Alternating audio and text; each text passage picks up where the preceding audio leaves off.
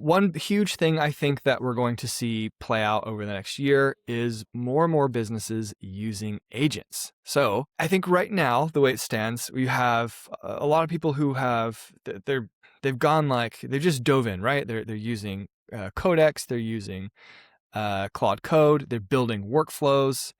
But for a lot of people, maybe they tried it, maybe they just looked at the app and thought, nope, not doing that. That's too complicated. This is going to change as well. So OpenAI and Google will be rolling out agents that are very, very easy to put together.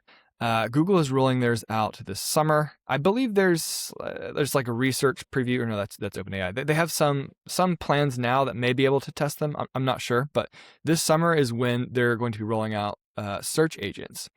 So these will do various things. You can set them up to monitor.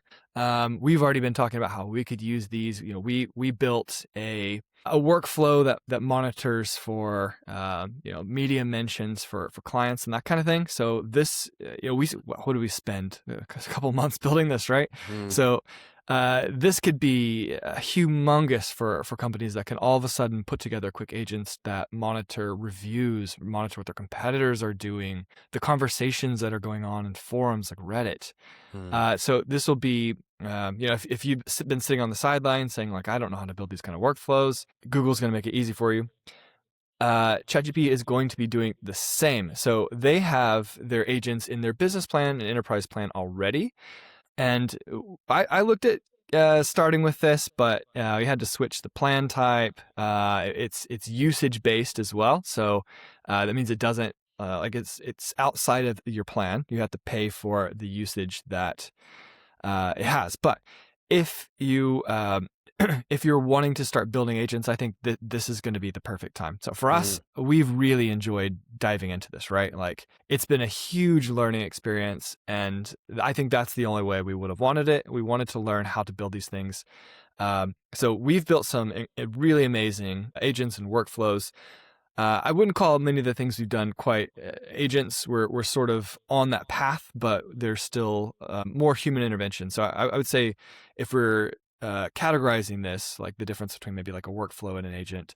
A workflow, it does something very specific. It's just following steps, even if there's some like reasoning layer to that. And that's how most of our workflows are that we've built. They're following steps. And then there's an AI model somewhere in the process that does some reasoning and decides the next step.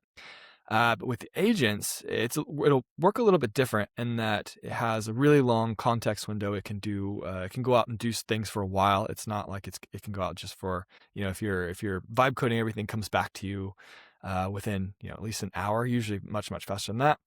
But these are things that can go out. It can do work over days or weeks. It has a goal. It knows what success or failure looks like, and it goes out to actually accomplish that goal without needing to continue to loop you in.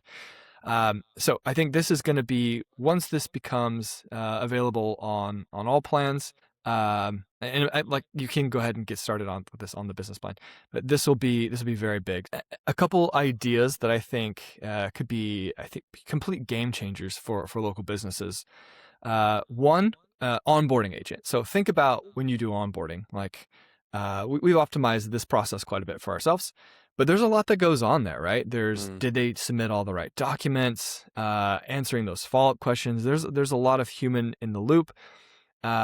Any delay in this, they send an email overnight, maybe you're on different time zones, and there's that whole lag, right? It can drag out what could be done in an hour or two into several days. So onboarding is, I think, an obvious one. Scheduling, replying to requests and scheduling. This is where actually a lot of small businesses lose out. Think about the times you've needed to get something done, right? You call a company, you send an email, and they don't get back to you very quickly, right? Like that, you move on, right? You don't sit and wait to see if that company will eventually get back to you. You move on, you contact a different company.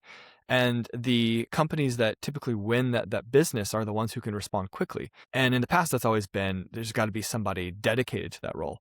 Oftentimes that is collecting a lot of extra information. If someone reaches out to a law firm, a landscaping company, doesn't matter. Like there's usually follow-up questions. They need to know. They can't just provide a blank quote, right?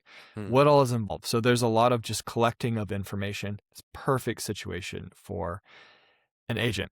What do you think, Chris? Is this going to be, as this becomes easy to just like type in or speak to something like, here's what the agent should do, here's what success looks like. Do you see how this will be like, a big game changer for local companies? Yeah, I do. I think for the things that we're building is very much like trying to optimize and find the best tools to do the job. And then things just from one week to the next get better and improve, and we move and we iterate. I'm looking forward to a point where we have one or two players and everything is in like a single environment, like you've discussed with the super app. Maybe if we have these, we can build the agents in the super apps. And then we can do what we want. I mean, you've already seen the progression of things like OpenClaw and then Hermes, and then Hermes everything is getting easier and easier and easier by the minute. Yeah. To the point where real use cases will reach real users, and that will affect real businesses. So it is exciting, and like you said at the top of this record, you got to be ready for it, otherwise it's going to just surpass you by. Actually, I just thought of an actual use case for me personally. I'm trying to get my wife a Shenzhen German visa from TLS Connect, which is the worst website ever made in the history of websites. It doesn't work. They had a new system which they introduced on the 1st of June where they said that an appointment will be given to you. I rang them today for the 10th time. I've checked the website twice a day, every day for 4 months with no appointments. They said today, oh yeah, the new system doesn't work. Just you need to cancel your application and reapply. I could have had an agent doing that for me all day, every day. Yeah, that's a great point. I think this is something that will make people more interested in the super app, right? Like in being involved in the ecosystem, because I mentioned before, a lot of people are like, I don't have any interest in coding. Well, this isn't coding, right? This is just like you're getting the same output that you would have by building this yourself, but now all you have to do is just tell it the goal and tell it what to do. And I think that's a legitimate thing that will pull in a lot of people. Like, okay, and then as you start to interact with that more and get more value out of that, starts to become more of a core part of your business.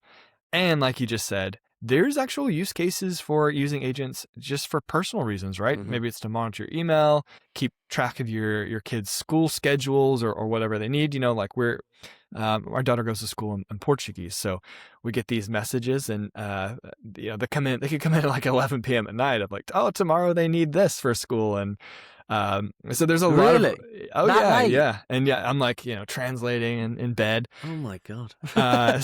So there's a lot of like personal use cases that could be very beneficial to people as these become easy to implement, that would keep them in this system and really fuel adoption of AI for all use cases, including search. Yeah,